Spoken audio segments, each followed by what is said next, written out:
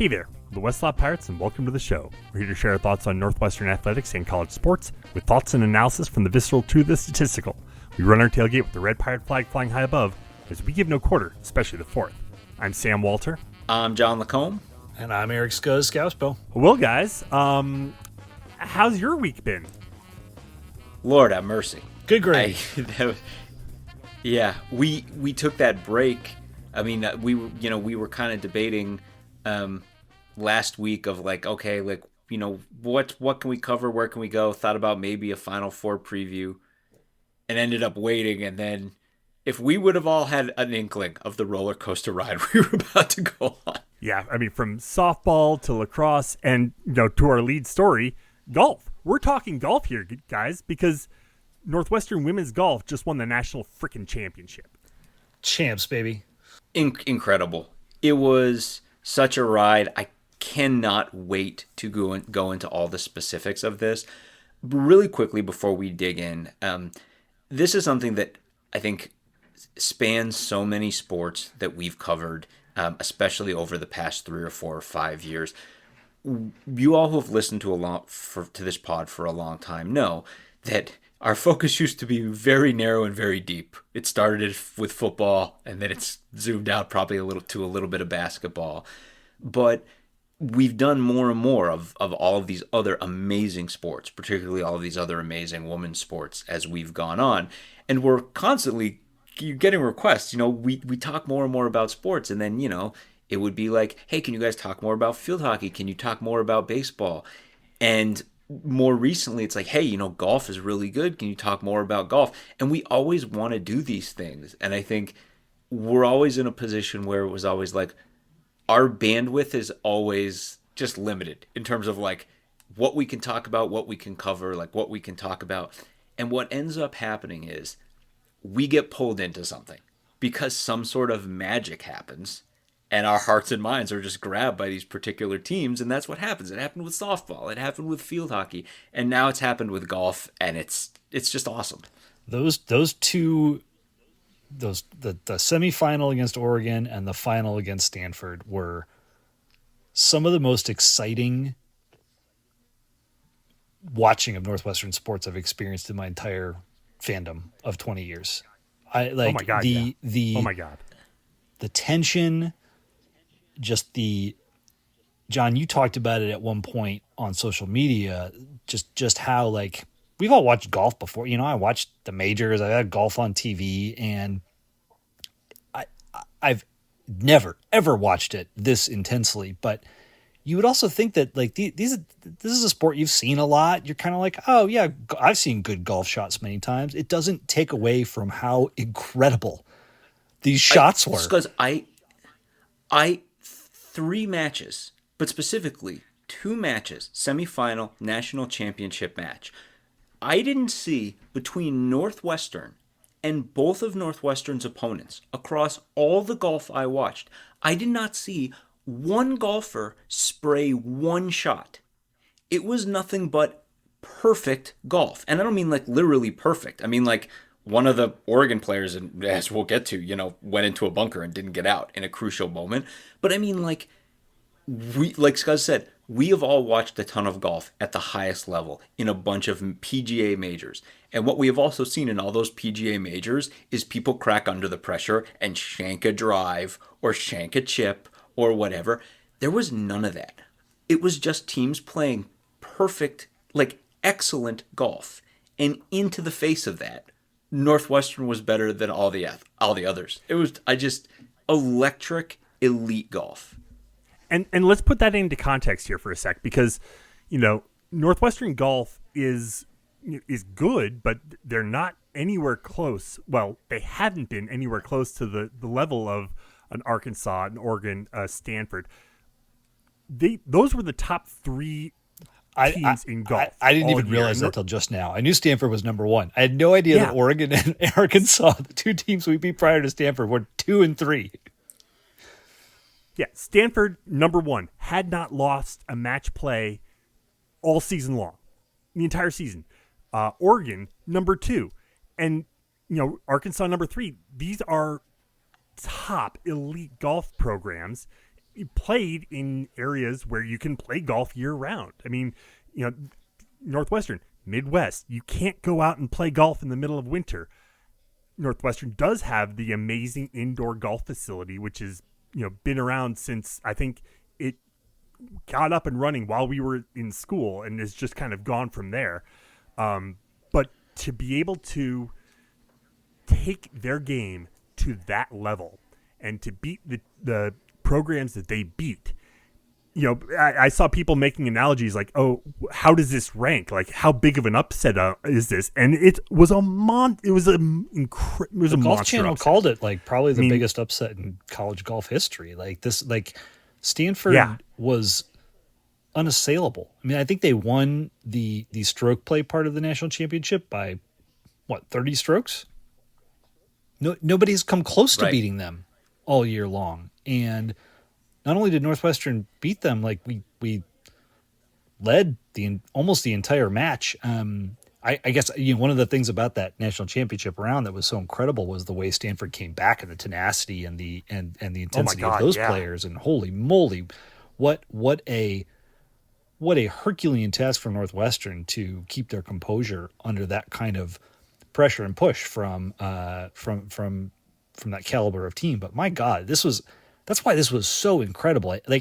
And of course, you guys said it earlier, like Northwestern Golf has been a very strong program. I think they were actually in the national championship match back in 2017. Correct. But they've been part of, the NCAAs and Big Ten champs many, many times over the years. But this is like a mid-major getting to the NCAA basketball national championship. It's just a little bit out of nowhere and just grabbed everyone's attention because of how incredible and spectacular the performances against Oregon and Stanford were. And just to backstop with that a little bit, like, I can't tell you one thing about the formula that ranks golfers nationwide or worldwide, but looking at the World Amateur Golf Rankings. So Deanna Lee, who was the fifth golfer, kind of the clutch leg of both the Oregon and Stanford matches. Legendarily so. But she took down, she's ranked, I think, like 100, based on what I'm seeing right now, 150th.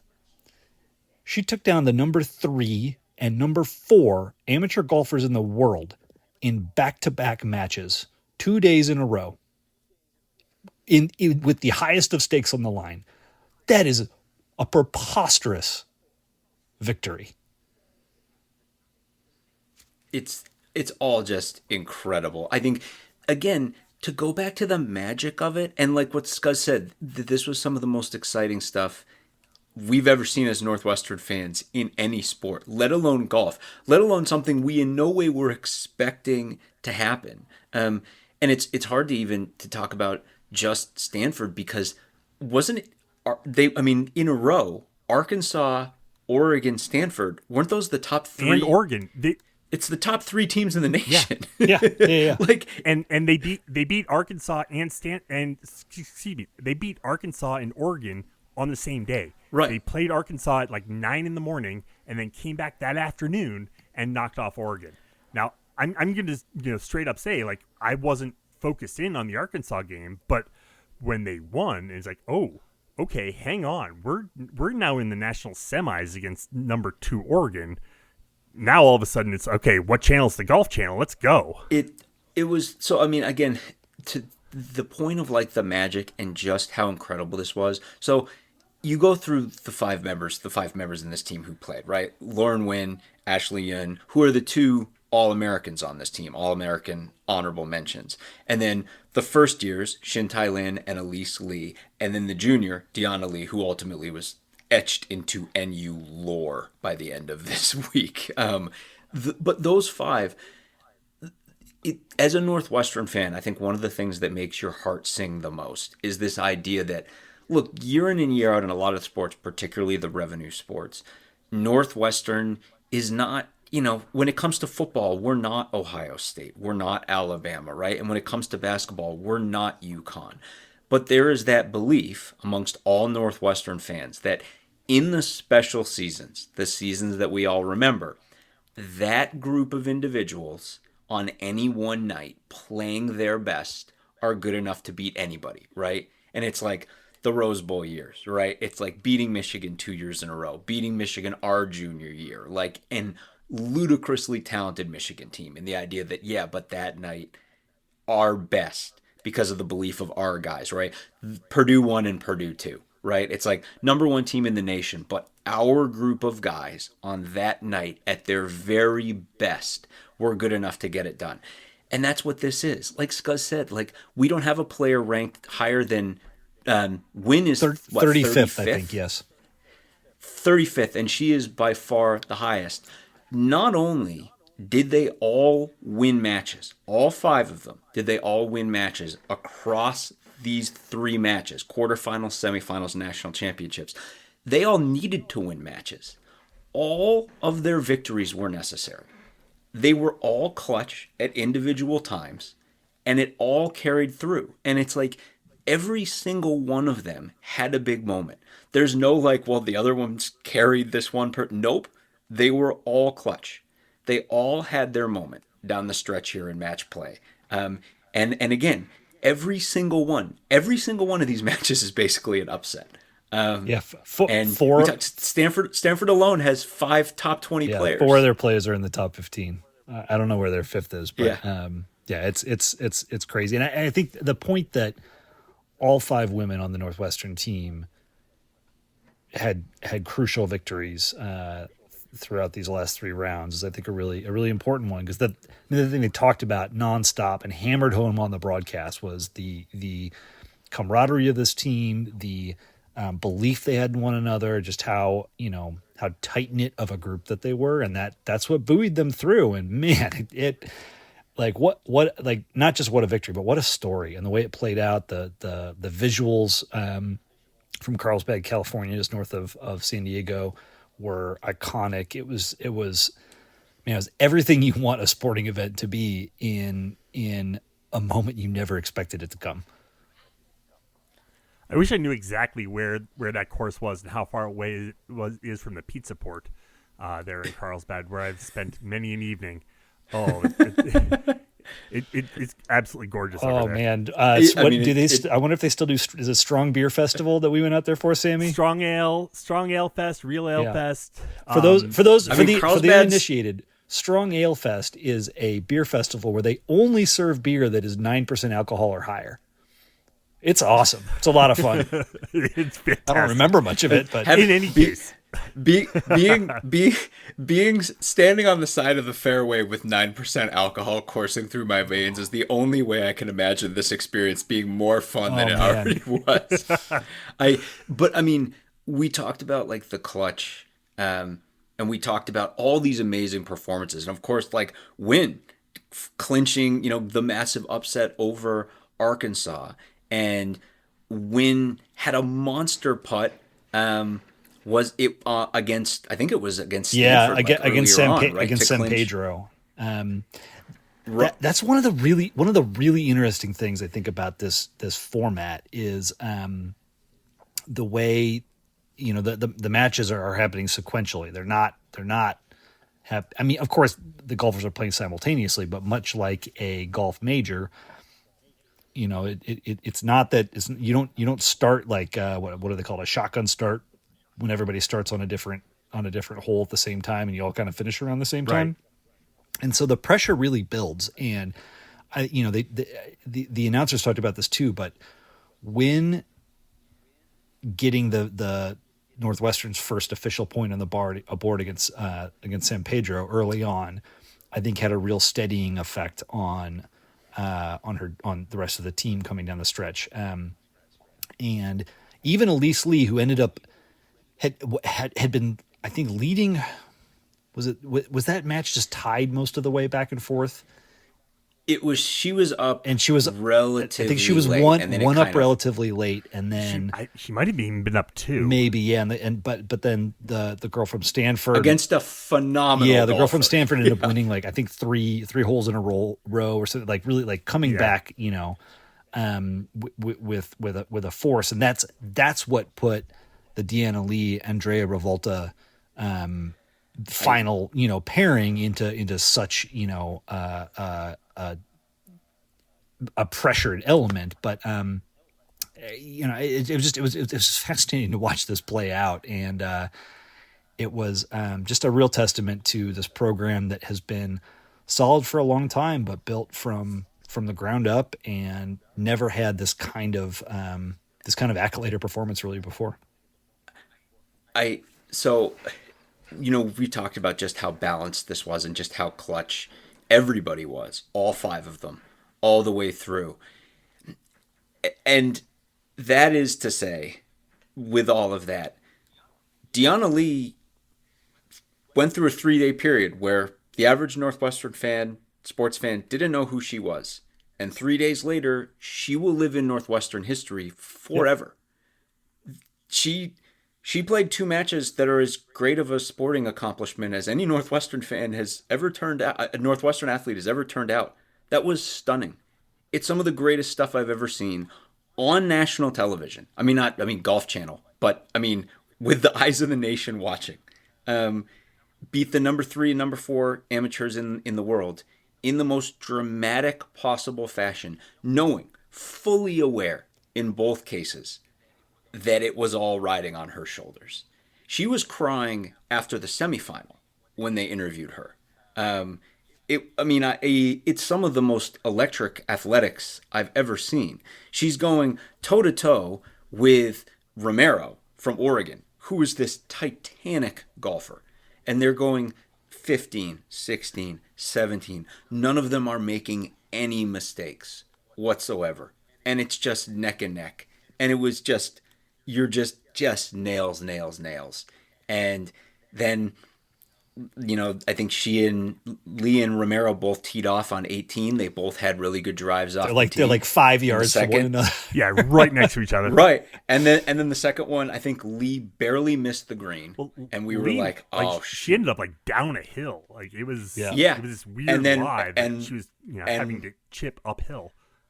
Right. And then Romero put hers into the bunker and never got out. But first, Lee made just a perfect chip shot to put all that pressure on Romero. And to me, what is so interesting is the wrong word, but what was captivating the next night against Stanford, it was a very different down the stretch where Deanna she had 3 separate putts to win a national championship, and she missed the first 2.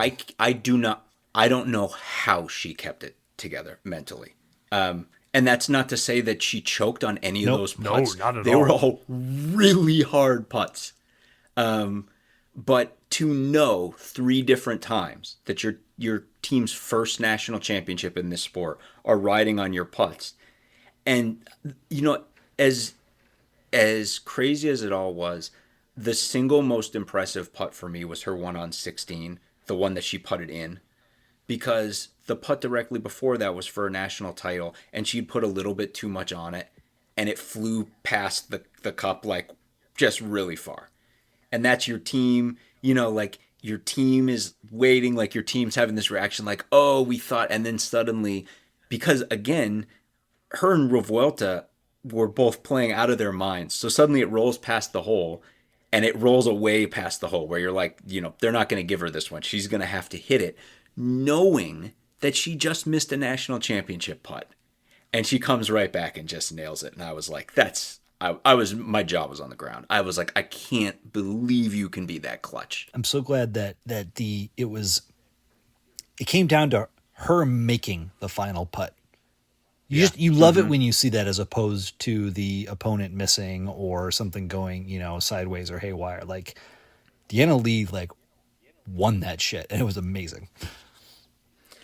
Well, and then the second putt, the second of the 3 potential national championship winning putts was on 17. It lips out. It would have been one of the most unbelievable championship winning moments. How far away was that putt? Well, it's going downhill. It's picking up speed. It's curved. It's braking. Yes, it was. And she was half a centimeter away from burying it. Unreal. And then Yeah, and then after all of that, she comes back and it beats again. This was what the number 3, number 4 player in the world, and a player, Revuelta. The Golf Channel talked her up so much because she's like this prodigy and she's like a champion ballerina and an elite piano player and like perfect at golf. And it was really set up that it was like, this is like one of the most elite humans in NCAA athletics. That was very much laid out. And Lee took her down. I mean, and again, it's like if she walks down the street in Evanston, if she comes within 100 feet of the tailgate this football season, everyone's going to know. And it's awesome. It's like that's the power of sports, and just a player. Well, that's someone became a Northwestern legend. Well, the one person we haven't mentioned yet that we should is Emily Fletcher, the head coach of this program. She's led this program for 17 years. They've had, let's see, where is the, I don't have the flag here on how many Big Ten championships they've won. But she's been coach of the year in the Big Ten 6 times, including 24 and 23. But has really built this program into a winner. And one of the things that they said down the stretch that was like an advantage for Northwestern as Lee and Revuelta are coming up, I think it was like maybe 17, maybe it was 18, but they talked about how Lee was a senior. She and Coach Fletcher had spent, 4 years together. No, well, she's not a senior, but they've spent, a lot more time together than Revuelta has on the Stanford team, and thought that could be an advantage for Northwestern. Just Fletcher knowing what her player needs to hear, how how she's going to respond, how to guide her in that moment.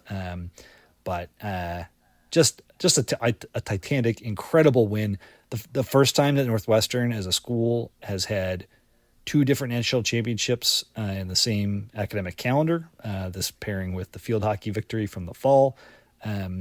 This is 8, 9, 10, 11 now in total, if I have that correct, across lacrosse, field hockey, and now golf. Just amazing stuff. If it has a stick and a woman plays it, we are better than anyone else. That's just the way it is. And you can fold bats right into that. 3 Big Ten championships and a Women's College World Series appearance just in the past, 4 years, right? No one does it. Women's sports, but women's stick sports. No one is better. Just incredible. Any last thoughts on golf before we move on? The only thing I think is important to add for context, just like the 3 of us, we are not golfers. I think it's important for people to know that. Right. Like I casually watch golf. I maybe play every other year or something. There is something I to own clubs. They collect a lot of dust. Yeah. I mean, there is something to like. I will never know how hard it is to. Like I can imagine how difficult it is, but I'll never know how hard it is to score a goal against BC in a national semifinal in lacrosse. I know how hard it is to make a 20-foot putt on like a really hard green. Certainly not under that kind of pressure, but it does. I don't know. There's something to that in the way this sport just gripped us. But man, what such an unexpected joy. I was not expecting to have this spring. Yeah, and again, the last thing is kind of what we were saying before. Now we're all Northwestern golf fans, aren't we? Damn straight. Guess what? Of the 5 girls that were out there, the 5 women who were out there in that national championship game, 4 are back next year. Lauren Wynn, All-American, closes her unbelievable Northwestern career in the best possible fashion. But all of these, you all watch them. You all watch them on TV, and they're all going to be back. So you're all Northwestern golf fans now, and it's fantastic. Like, I love it. If you or a loved one is seriously injured by someone else's negligence, hire Kent Simpson of the Simpson Law Group. After over a decade prosecuting murder cases in Chicago, Simpson opened his own firm focused on wrongful death and personal injury cases. He specializes in car, truck, motorcycle, boat, and other transportation accidents, as well as construction accidents, medical negligence, slip and falls, product liability, and more. Millions recovered for clients. No fee unless he wins. The Simpson Law Group. compassion, empathy, and vigorous advocacy. Go to simpsonlawgroup.com or call 312-332-2107 for a free consultation, and go Cats. So we're all running off the high of this golf national championship on Tuesday. Everyone sort of saying, okay, we could get 2 in a week. What with Lacrosse heading out to Foxborough to play the Final Four. That Friday night game, I mean, I want to start there. I can't believe we're not leading this pod with one of the greatest lacrosse games anyone has ever seen. Right? Yep. I mean, what an insane week. Yep. Pretty much. Coming back on Boston College in the fourth quarter, scoring 6 unanswered goals to win the game 12-11. After where BC had jumped out to an early lead and really built it up, and like to the point where it's 11-6, and we're going into the end of the third, beginning of the fourth quarter. It's like, ooh, I don't know. And then all of a sudden, not just that it was 11-6 and we're going to the fourth quarter, is that Northwestern was completely stymied in that third quarter. We did not score a goal. BC dominated possession. It looked like it was lost. And then I distinctly remember this moment because it made me think of field hockey and the national championship game from this past fall. But at 11-7, so Northwestern has scored a goal now early in the fourth quarter. At 11-7, BC earns an 8-meter penalty. And they get the shot off, and Schweitzer gets her foot on it. Just her foot. Poetic. Poetic indeed. Poetic if you followed this and rivalry. It felt like a turning point, if you will, because I think Northwestern went down and was able to score in short order. But it was one of those moments where we had started to come back a little bit, and you could feel us starting to own possession again. You could feel the energy from Northwestern, but then BC gets this penalty, and you're like, oh no, here we go again. And Schweitzer gets just her foot on it. It ricochets the other direction. We pick it up and race down the other end and score to make it 11-8, and then continue to pressure and press. And yeah, what a finish. It was incredible. And I think to kind of zoom out quickly, and I know we're going to talk about it specifically in a second, when we talk about the national championship game, but just for a little overall context here, and I think the way you should think about and you should remember this season as Northwestern lacrosse fans is North Carolina was the best team in the country all season by a pretty good amount. That was an undefeated team. They took all comers. They looked phenomenal. They erased Florida in the national semifinal 20-4. 18 unanswered goals. Right. Oof. And then Northwest, we lost 12-8 in the final. Really played an unbelievable defensive lacrosse match in the final, and still lost 12-8, which is all just a way to say the overriding thing in that game was just that it was just clear North Carolina is the best team in the country. And that just is what it is. They were the best team, wire to wire. Okay. But we finished as the clear number 2 team. And we did it by authoring this unreal comeback against this team that we have been locked in a death grip with for 3 seasons now, right? These are the teams. This is it. Either we won a national title or Boston College did, right? It was 3 years in a row. Scuds mentioned the poetic nature of Schweitzer's save, because at the other end is Shea Dolce, who just haunted Northwestern dreams. She was unreal. Yeah. Yeah. And this is, of course, someone whose ankle kept out a national championship tying shot in the closing minutes last season. And she was standing on her head in this match. I mean, it was just, especially for the first 3 quarters, where you're just like, I don't know how we can get it by this person. And right, like Scuzz said, then there was that moment where it flipped. And then it was just on. And, of course, Taylor was Taylor. I mean, Maddie Taylor was, she just showed you her unbelievable excellence there on the several goals, but I think we'll all remember the assist to Sam Smith, and just the perfection of that moment, where it was just Taylor getting it and at the high, with Northwestern Nation watching on TV, absolutely losing our effing minds on this comeback, right? Goal by goal by goal. And then Taylor finds Smith with a perfect pass, and Smith rockets in and goes insane. I mean, it was it's as good as it gets, and for it to be Boston College. I mean, my point off the top with being, this is what you should remember. This is what you should remember, that the Cats got revenge in the best way possible against their really titanic enemy in lacrosse right now, in the most dramatic way possible. And I mean, that's always how I'll remember this season. Talking about a goalie standing on their head, Yeah. we need, as we talk about Schweitzer. the national Yeah. championship, we got to start with Delaney Schweitzer, and Yep. the way she kept the Cats in that game. 17 saves. 17 saves. That is a school record on the national championship stage. Yeah, North Carolina won. They put 12 through, but she stopped 17 more. Like, Yeah, a 58%, 59% save percentage is That's like ridiculous. yeah, on shots on goal, that's bananas. Her performance was incredible, and she was shutting North Carolina down on point blank shots, on 8 meter attempts from like the top of the arc, it was.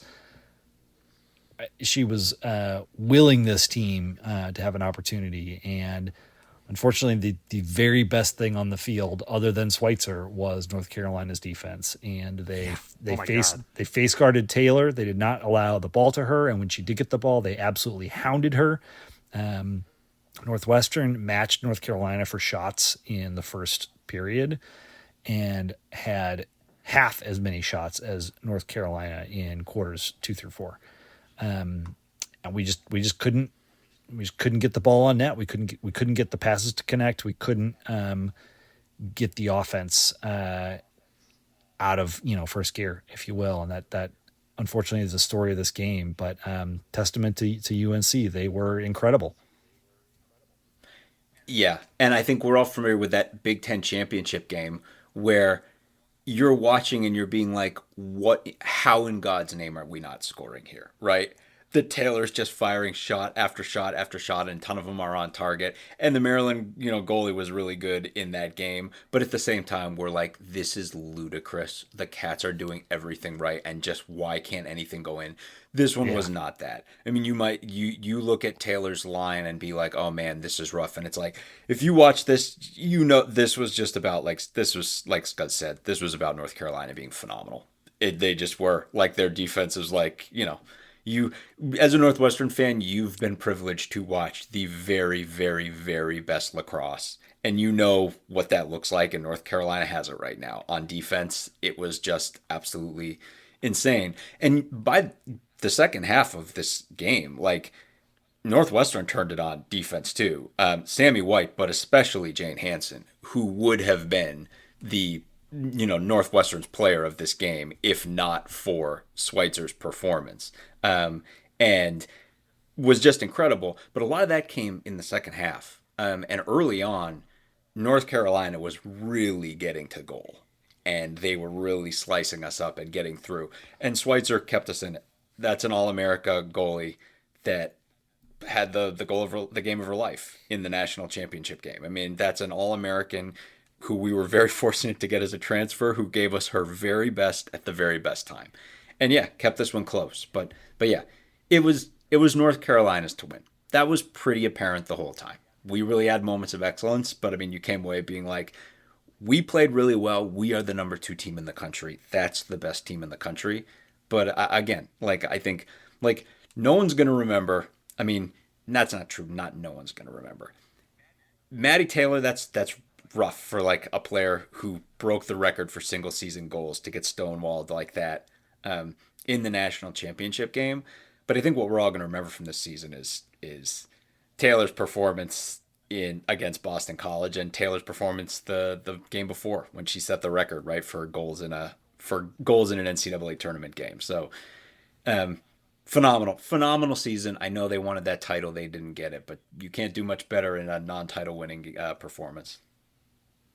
Yeah, absolutely. And Maddie Taylor's back next year, guys. Like, Yep. yeah, And how about we lose Schweitzer, and there's a number of other seniors who are graduating, but that happens every year. But when you've got the all-time goals scoring in a season coming back for her senior year, and like they haven't announced the Twarton Award, but like, I mean, come on. Yeah, I mean, I would think it has to be hers. I mean, unless they want to give it to, is it Chloe Foster Yeah, or Chloe maybe. Humphrey from UNC? But I would hope that Taylor gets it.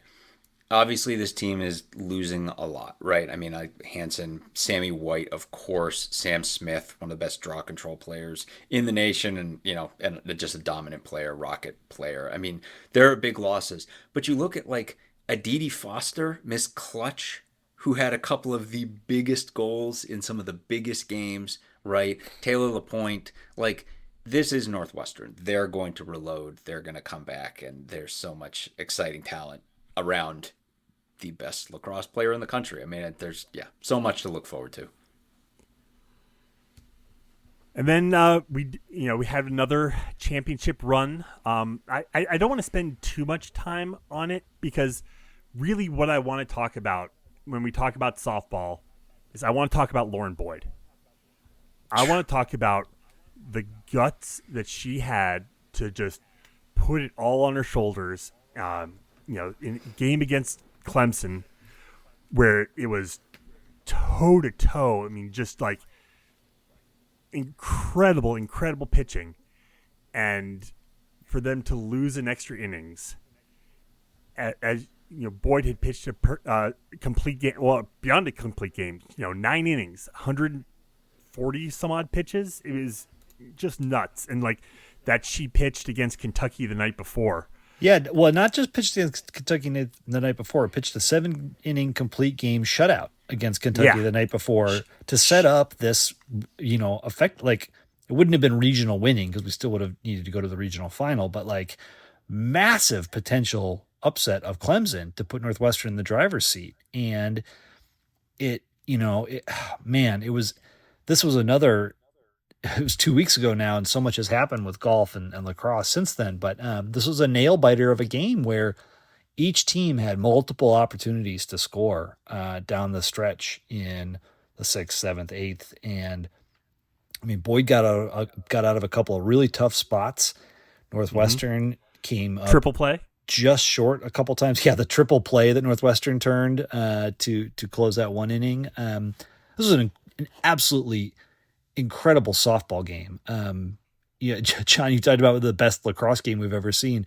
This was one of the best softball games we've ever seen in the way it played out. And it just like, you knew that whoever lost this game was going to be in a lot of trouble later on that day against Kentucky because, you're in a 0-0 tie going into extra innings. And of course you're just going to put everything on the line. And that's what we did with Boyd. And it meant we didn't have our ace for the nightcap. But yeah, I mean,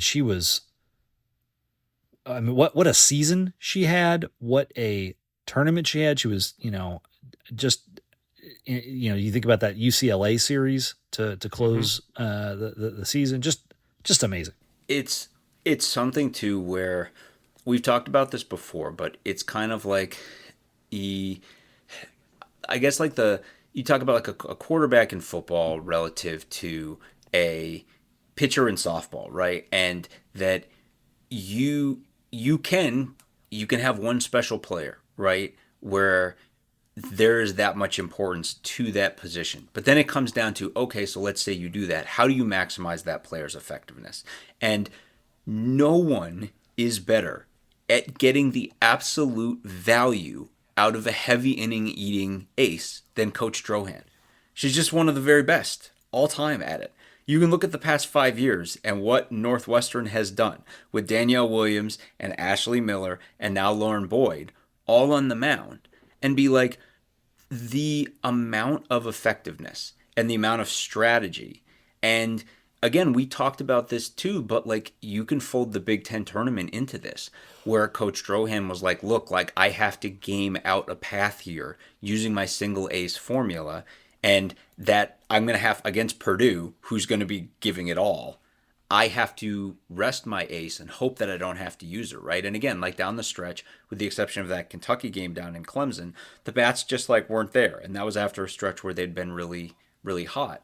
But then she goes down and right, gets 15 consecutive shutout innings of softball from Lauren Boyd against Kentucky and Clemson. Just unreal, that level of performance. And like Scuzz said, the loser was going to be in trouble. I think it's really important for everyone to understand that the result after that, the third game that the Cats lost, that was kind of that was baked in. That was the risk. That second Clemson game, you can read that as like that's how close Northwestern was to winning this thing. Because if we had been able to pick up just one run in the bottom of the seventh, eighth, or ninth, well, two in the bottom of the ninth, but one in the bottom of the seventh or the eighth, Northwestern was going to rest Boyd and then throw her right back out there the next day. Like, that was the plan. And that's what Clemson was going to do with their ace, too. And that was the thing, is like the loser was going to have to go. And again, that's not like Riley, Renee, Signe, Emma. Like, we have quality Big Ten pitchers. But I think at the top NCAA level, like, it's all about having that one ace. And the strategy almost worked perfectly. What? And we rode Danielle Williams all the way to the Women's College World Series using this strategy, and it almost worked the same way. Well, Brooke McCubbin is that ace for Clemson. We got first and second with one out in the bottom of the fourth, and McCubbin came in and ended that threat. We got two runners on again. Well, Avesado put a ball, 3 feet from so close, going over the fence to lead off the sixth inning. Yep.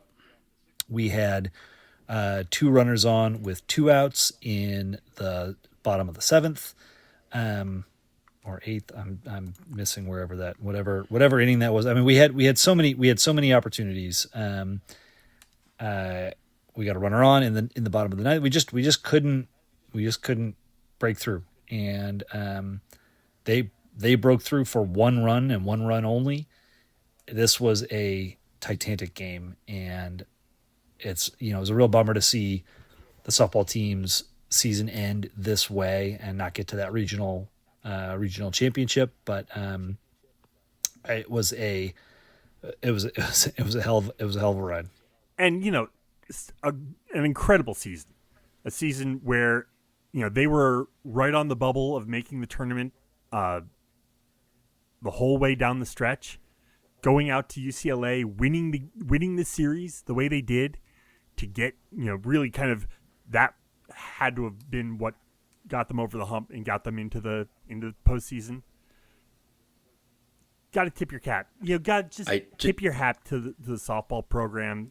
Kate Drohan and the rest of them, just to take that team to where they got them is awesome. I'm overcome with the fact, and again, like we've been talking about her, but Lauren Boyd is one of the very, very, very best pitchers in the nation right now. Her last 4 starts were 2 wins over UCLA, a win over Kentucky, and 8 scoreless innings against Clemson. I mean, softball, professional softball draft, like, I would draft this player high. There is no player hotter in the country. It's a shame that she can't, wear purple anymore unless there's a pro purple team with her name on it. And then, like players, of course, like Lo Skaborski, Grace Nito, of course, Ayanna Lindsay, of course, players who we've watched win championship after championship, players who were part of that Women's College World Series run. Nito for me, like you mentioned, that triple play, that'll be one of like the last great Grace Nito memories in a career full of them. But her being a part of turning that triple play, just fantastic.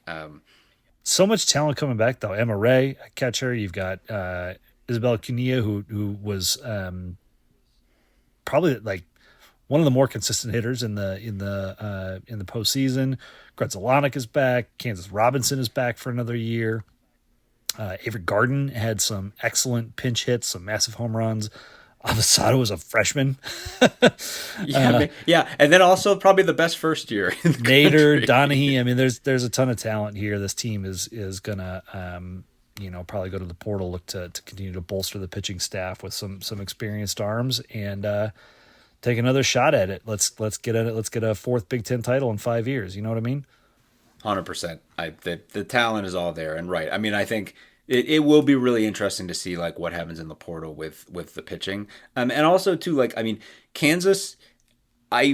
Kansas picked it up as the season went on, but I think you can thoroughly expect too that like you're also gonna see a vengeful Kansas Yeah, right. next season. That she's gonna come back with something to prove, and that's just yeah, like Scott said, this team's full of weapons, and I can't wait to see.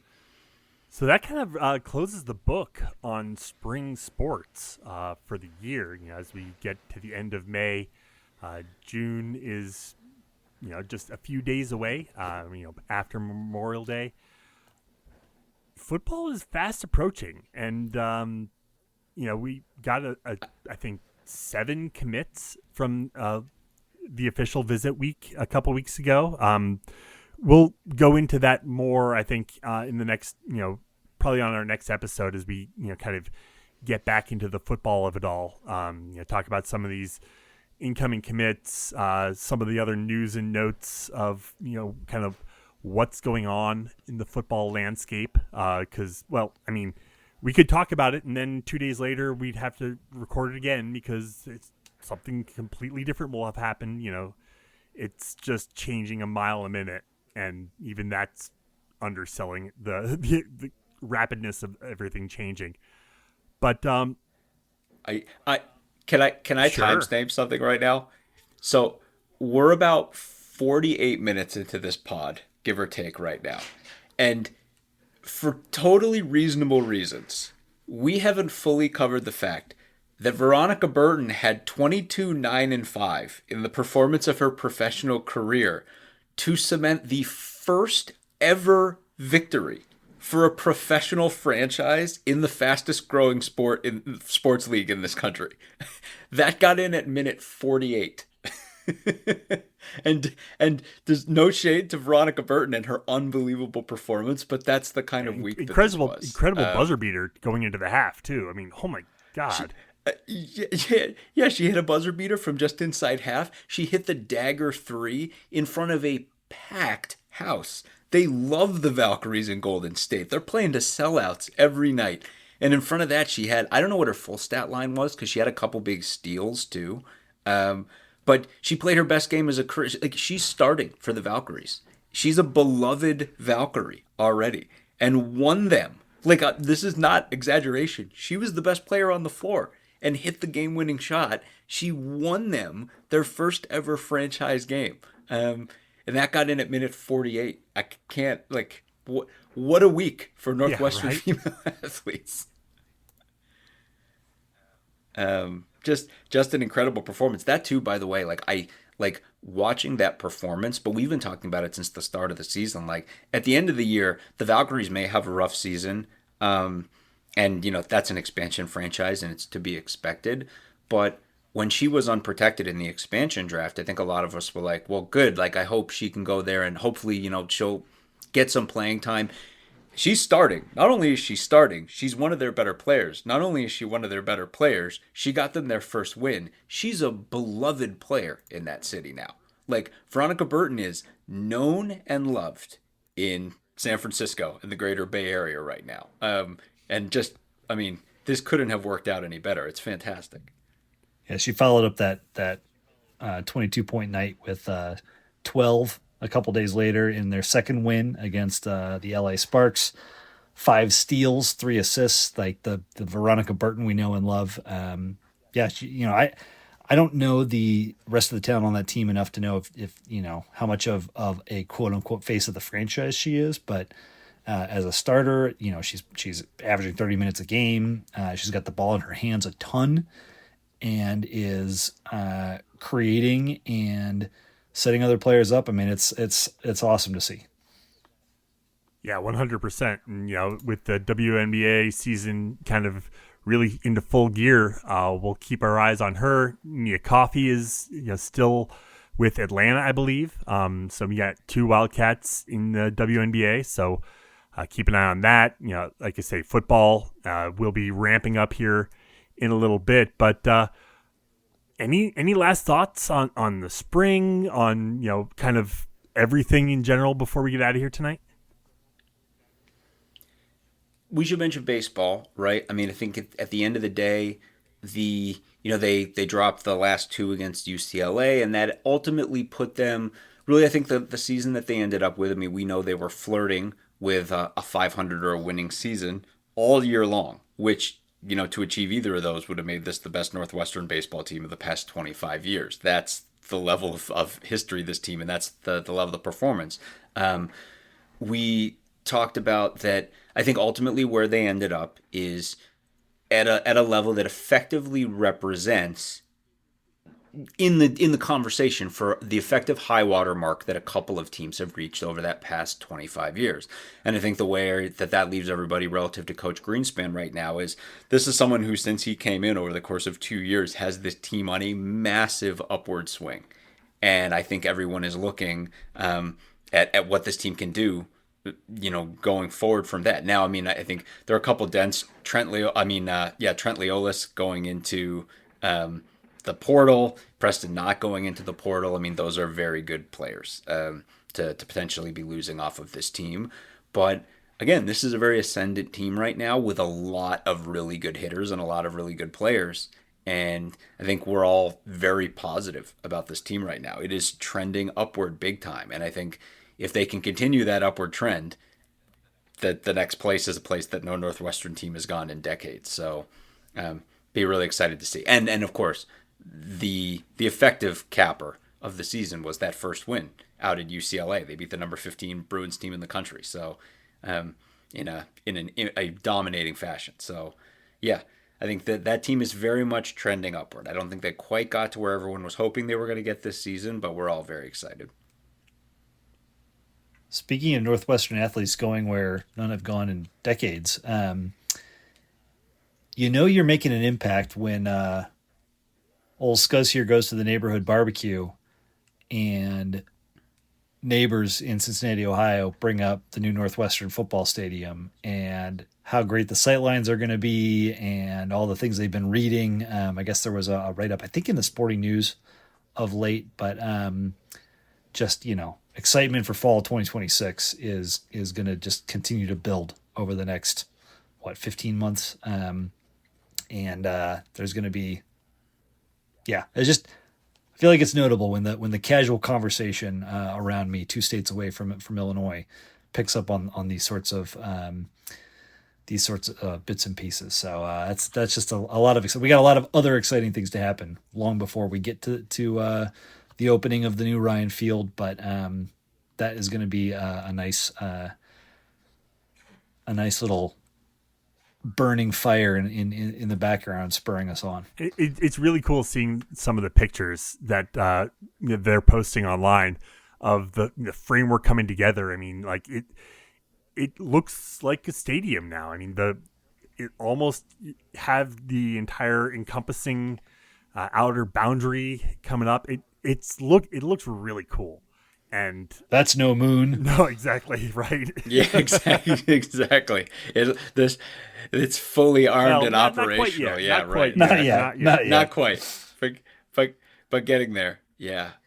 You can start to envision, where do I think I'm going to be sitting, what it's going to, I think as it's coming up to, I think the majesty of it and just the epic look of it has been like a talking point for a lot. But as it becomes real, to the first thing you mentioned, I think one of the things that really strikes me is how intimate it looks like it's going to be. It looks like it's going to be a really impressive building, but you can see how close all the seats are to the field. And that's something that's going to be super exciting. But I mean, we got the 2025 season, on the lake again. We got Oregon coming in this season. We've got, some really big games, and I think we have an opportunity this year to prove a lot of people wrong. I just saw the current over under for wins in Vegas for Northwestern right now. Either of you care to make a guess? Ugh, it's low. It's like 4 or something. It's not great. It's like 4. It is 4. That's keep heaping that disrespect on Preston Stone's Northwestern Wildcats. Just heap it on there. I can't. Give me more. That's what I want. Let me tell you a little story about all the other Northwestern football teams of the past 20 years coming off of losing seasons and what people pegged all of their records going to be. So spread it on. 4. Make it lower. Give me 3. I'll take anything you want to give. The one last thing that I want to mention, taking us back to where we started, you can go and see the image. It's pinned to our Twitter profile right now. But there was a moment, it's a capture from a video, but there was a moment on the Golf Channel broadcast of the national championship game, the national championship match, should I say, in Northwestern Golf's championship run, where Deanna Lee is walking up the fairway on 18. And the sun is setting in front of her in Carlsbad, California, and the Northwestern golf bag is slung over her shoulders. And it's perfect. It's just perfect. It captures the moment. It captures the Northwesternness of it. It captures what you love as a Northwestern fan. And it to me, like, that's one of the things. Like, I will, as a Northwestern fan, even before she hit that unreal putt, I will always remember Deanna Lee walking up that fairway into the setting sun in California. I can't even imagine driving into the sun like that. I mean, as low as it was, the sun right in your eyes, and to have to drive into it. My God. I didn't watch a player shank a shot all day. I can't believe the perfection. And by the way, women's golf, how about a little women's golf tailgate in the Sheridan parking lot for this fall for Northwestern football? We'll save you a spot. Come join us. Come hang out right next to Northwestern softball and Northwestern baseball, and the West Lot Pirates in the Sheridan parking lot, and let's do some tailgates. Let's celebrate that national championship together. Any final thoughts before we go? Whew. It's been a ride this spring. Yeah. Exhale. It's been a ride. Yeah. We're the don't worry, y'all. The Big Ten previews are going to be coming, but first we definitely need to recoup. So with that, we'll go ahead and leave it there for tonight. Head to our website, westlotpirates.com, where you can leave comments and questions. Find us on Facebook, Twitter, Instagram, Blue Sky, YouTube, at Westlot Pirates. You can always email the show, westlotpirates@gmail.com. Tune in next time as we give our visceral and statistical views on Northwestern athletics, and look for us in the West Lot of Bryan Field flying the red pirate flag, because we give no quarter, especially the fourth. John Lacombe and Eric Scousbar and Sam Walter, thanks so much for listening. We'll see you next time.